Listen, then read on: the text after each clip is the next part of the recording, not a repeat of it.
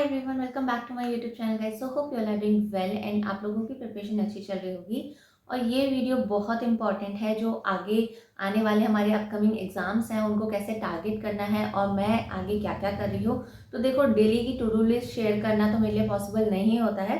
कहीं ना कहीं रीज़न ये भी है कि अगर कभी मेरी टू डू लिस्ट कंप्लीट नहीं होती तो मैं बहुत डीमोटिवेट हो जाती हूँ कि मैं कैसे टू डू लिस्ट को शेयर करूँ। सो आई डिसाइडेड कि मैं पहले जस्ट अपने काम करूँगी, देन आई विल राइट कि मुझे मैंने क्या क्या दिन में करा।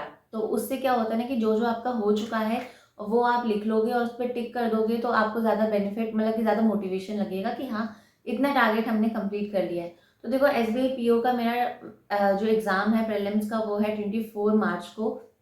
ऑल्सो SBI क्लर्क मेंस को भी टारगेट कर रही हूँ, बट अब मुझे लग रहा है कि थोड़ा बहुत मुझे अभी फ़िलहाल प्रीलिम्स पे फोकस करना चाहिए, क्योंकि मैंने अभी रिसेंटली मॉक दिया था। सो मेरे इंग्लिश और रीजनिंग में तो मार्क्स सही आ रहे हैं, मतलब अच्छे ठीक ठाक आ रहे हैं, लेकिन क्वांट में मेरे मार्क्स बहुत डिक्रीज हो रहे हैं। सो आई डिसाइडेड कि मैं पहले क्वांट्स के अपने कुछ टॉपिक्स क्लियर करूँगी, सो दैट मैं जहाँ जहाँ पे भी लैक कर रही हूँ टॉपिक्स के अंदर, उन उन सबको मैं क्लियर कर सकूं और मुझे कहीं कहीं पे भी डाउट ना रहे कि मैंने क्या क्या चीज़ें छोड़ दी हैं। ठीक है, तो अभी तो मेन यही है कि मैंने जो मॉक्स दिए थे उसके अंदर ये आ रहा है कि जो DI आ रही है वो अर्थमेटिक बेस्ड आ रही है, और मतलब डायरेक्ट DIs नहीं आएंगी। SBI PO ऑब्वियसली नहीं देगा डायरेक्ट DI। तो वो, और प्लस में मेरे रॉन्ग नंबर सीरीज गलत हो रहे हैं काफ़ी, तो उनको करना पड़ेगा ठीक। अर्थमेटिक के टॉपिक मुझे ऐसा लग रहा है कि थैंक गॉड मैंने कुछ टॉपिक्स अपने अर्थमेटिक के कंप्लीट कर लिए थे, सो दैट अगर मैं कुछ चीज़ नहीं कर पाती हूँ तो एक आधा 2-3 नंबर मैं अर्थमेटिक से कवर कर लेती हूँ, मतलब मैक्सिमम 4-5 कर लेती हूँ, क्योंकि मेरे टॉपिक्स वो वाले क्लियर हैं।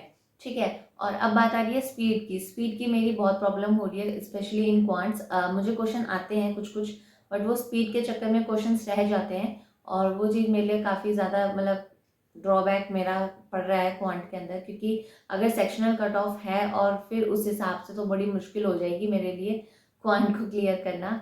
और अब तक के जितने भी एग्जाम हुए हैं SBI PO के, मतलब इस ईयर के, उसके अंदर आप लोगों ने देखा ही है कि क्वांट बहुत ज़्यादा टफ आ रही है, लाइक मॉडरेट लेवल पे भी नहीं आ रही है, थोड़ी टफ लेवल पे आ रही है। तो उसमें भी बहुत ज़्यादा दिक्कत हो रही है, तो उस चीज़ को करना तो है ही है। प्लस में इंग्लिश की क्लासेस लूँगी, और प्लस में जो जितने मैक्सिमम हो सकता है मैं क्वेश्चन सॉल्व करूँगी, सो दैट मतलब कि कहीं पे भी ये ना रहे कि मैंने कुछ छोड़ दिया।